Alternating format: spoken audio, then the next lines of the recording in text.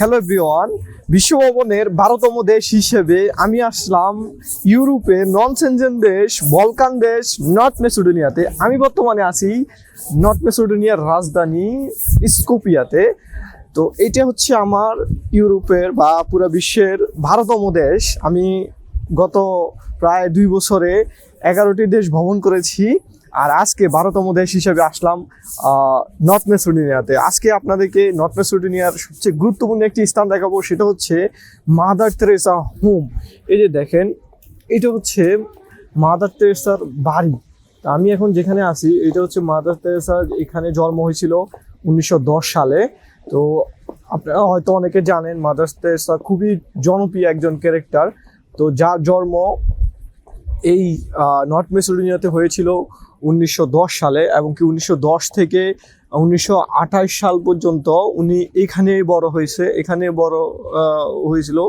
তো আপনারা তো ওনার বাকি স্টোরি জানেনই। তো আমি আজকে আপনাদেরকে দেখানোর চেষ্টা করতেছি হচ্ছে ওনার বাড়িটা, ওনার বাড়ির ভিতরে কি কি আছে, এটা কোন কোন জায়গায় অবস্থিত, আর সেই সাথে আমি কিভাবে বুলগেরিয়া থেকে এখানে আসছি, কত টাকা খরচ হলো, এগুলো তুলে ধরবো। আর হচ্ছে মেইনলি আমি আপনাদেরকে মাদার তেরেসার বাড়িটাই এখন এই ভিডিওতে দেখাবো। আর এই যে এটা হচ্ছে এখন আমি আসি, আজকে বৃষ্টি হয়েছে অনেক, এখন আমি আসি স্কুপিয়া হচ্ছে নর্থ মেসিডোনিয়ার রাজধানী, ঠিক আছে। আর এই যে এখানে দেখতে পাচ্ছেন বাড়ির ভিতরের সাইডেই এখানে সুন্দর করে একটা মূর্তি দেওয়া আছে ওনার। এই যে মাদার তেরেসার মূর্তি আপনারা দেখতে পাচ্ছেন। ওনার স্মরণে এরকম অনেক দেশে গড়ে উঠছে। উনি মূলত এই যে ওনার মূর্তিটা অনেক সুন্দর, এই যে দেখেন। এরপরে ওনার বাড়ির ভিতরে ঢোকার মনে হয় রাস্তাটা বন্ধ, এই যে এখানে গেটে তালা মারে দিছে, উপরে উঠা যাবে না। বাইরে থেকে আমি যতটুকু দেখানোর চেষ্টা করতেছি বা চেষ্টা করব। এই যে এখানে আরেকটা জিনিস, এখানে মাদার তেরেসার অনেক কিছু দেওয়া আছে, দেখেন। এখানে মাদার তেরেসার বিভিন্ন অ্যাওয়ার্ড থেকে শুরু করে অনেক কিছু পাওয়া যায়, যে এখন বন্ধ হয়ে গেছে। এটা তাদের স্মরণে করে। ওকে, এটা হচ্ছে entrance is free. Entrance is free. আচ্ছা, ভিতরে ঢুকতে পারবো। তো আমি আপনাদেরকে এখন দেখাবো ভিতরে কি কি আছে, সেটাই দেখাবো। মাদার তেরেসার বাড়ির ভিতরে কি কি আছে এটা এখন দেখাবো। ও ওকে, এই যে আমি এখন এখানে আছি, এটা হচ্ছে মাদার তেরেসার বাড়ি। ওনার ব্যবহৃত কিছু জিনিসপত্র আছে এখানে। সবচেয়ে বড় জিনিস সেটা হচ্ছে এখানে দেখেন, ওনার সুন্দর একটা মূর্তি আছে, পুরো রিয়েলিস্টিক মনে হচ্ছে মূর্তিটা। এখানে ওনার লেখা কিছু জিনিসপত্র আছে,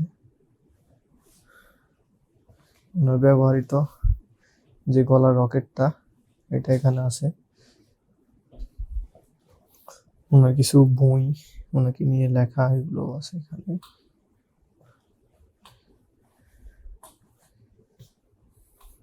এই যে এটা হচ্ছে ওনার খাট, মানে বানায় রাখছে আর কি। আর এই যে ওনার কোন জায়গা থেকে কোন জায়গায় গেছে, উনি প্রথমে 1910 সালে এখানে জন্ম হয়েছিল, দেন 1928 সাল পর্যন্ত এখানে ছিল। এরপরে আয়ারল্যান্ডে চলে যায়। উনি কিন্তু মূলত 18 বছর বয়সের পরে আয়ারল্যান্ডে বড় হয়, দেন ইন্ডিয়াতে চলে যায়। পরে কিন্তু ওনার মৃত্যু কিন্তু ইন্ডিয়াতে হয়েছিল। আর ওনার বাবা বা বংশগতভাবে উনি হচ্ছে ইন্ডিয়ান আলবেনিয়ান, এরকম আর কি। এই যে ওনার পরিচিতি পর্ব এখানে আছে। ওনার বাবা বা ফ্যামিলি মানে এগুলো হচ্ছে আলবেনিয়ান এবং কি ইন্ডিয়ান মিক্স ছিল। দেন উনি কিন্তু মারাও গেছে ইন্ডিয়াতে গিয়ে, ঠিক আছে। ওনার এখানে বিভিন্ন ধরনের ছবি থেকে শুরু করে অনেক কিছু আছে, ওনার ইয়াং বয়সের ছবি, এই যে উনি আইল্যান্ডে ছিল তখনের। এরপরে হচ্ছে টাইটানিকের কেন মনে হয় উনি ছিল, বা অবদান আছে ওনাকে নিয়ে লেখা কিছু আছে এখানে, একটা কবিতা। আইল্যান্ডের আরো কিছু ছবি, অনেক কিছু আছে। তো দেখেন, আমি আমি আসলে এটা আমি আমি আমার মাথা ছিল না, হঠাৎ করে এখানে আসার পরে আমি বুঝতে পারছি যে এখানে মাদার টেরেসা আছে, মাদার টেরেসার হোম। এখানে ওনার অনেক অহরহ কৃতিত্ব রয়েছে, যদিও উনি মুসলিম না, কিন্তু পুরো বিশ্বে উনি খুব পরিচিত। উনি শান্তিতে নোবেল পুরস্কার পাইছিল। দেখি দোতলার মধ্যে কি কি আছে।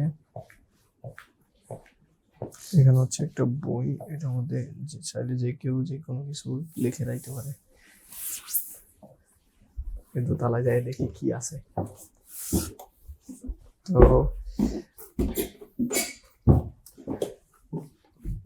মাদার টেরেসা নিয়ে আপনার যদি কোনো কিছু বলার থাকে কমেন্টসে জানাইতে পারেন।